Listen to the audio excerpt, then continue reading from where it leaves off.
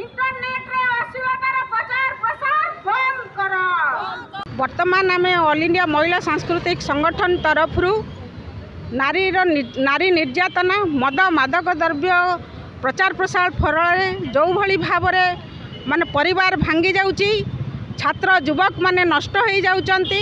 आमे सरकार को पाखरे दाबी रखुचु मद मादक द्रव्य को संपूर्ण भाव में निषिद्ध करंतु एवं महिला शिशुकन्या माने 3 वर्षर शिशुकन्या ठारू आरंभ करी 60 वर्षर महिला पर्यंत जो धर्षण गणधर्षणर शिकार होउचंती सेमानकु कठोर शास्ति विधान आमे दाबी करुचु एवं जो आशा अंगनवाड़ी पाचिका कर्मचारी माने सेमानकु सरकारी मान्यता देवा आमे दाबी करुचु।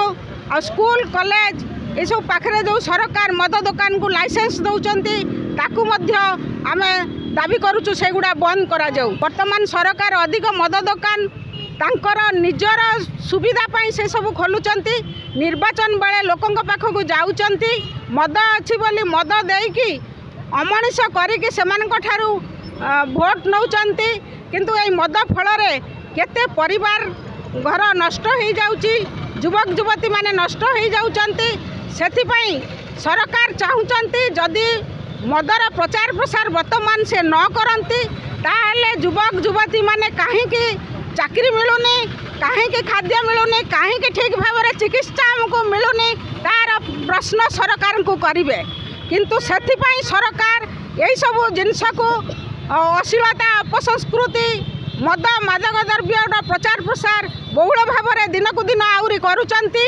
आमे चाहूचु एटा बंद करा जाऊ। अश्लीलता आपण देखंतु एबे मोबाइल खोलिले मोबाइल मानकर अश्लीलता फोटो वीडियो पूरा भर्ती होइक अछि। जोडी पिला माने चाहूचंती टिके पाठ पढ़िबा को यूट्यूब खोलिले माने आपण अश्लीलता ही देखिबे। तेणु आम मैंने विरोध करुचु एवं जो मद मादक द्रव्यर प्रसार फल पिला माने नष्ट होउचंती। स्कूल कॉलेज पाखे मद दुकान खोला होउची ताकू आमे दृढ़ विरोध करुचु। जो आशा अंगनवाड़ी पाचिका भौणी माने दिन मान खटुचंती तांकू विभिन्न कार्य लगाउचंती। जोड़ी कहूँ नारी की सम्मान दिखाऊँगी। आज नारी मैंने राजरास्तार ओह्लाउचंती निजर हक पाई निजर दाबी उपस्थापन करने को राजरास्तार ओह्लाउची। आठू लज्जाजनक कथा कौन हो पारे। आमे तो दीर्घ दिन धरिकी लड़े आमर चली मद मादक द्रव्य विरुद्ध आंदोलन चली नारी सुरक्षा दाबी विरुद्ध आमर आंदोलन चली। आगामी दिन में भी दुर्बार आंदोलन आम गढ़ी तोड़ू बोली ऑल इंडिया महिला सांस्कृतिक संगठन कटक जिला पक्षर आम दृढ़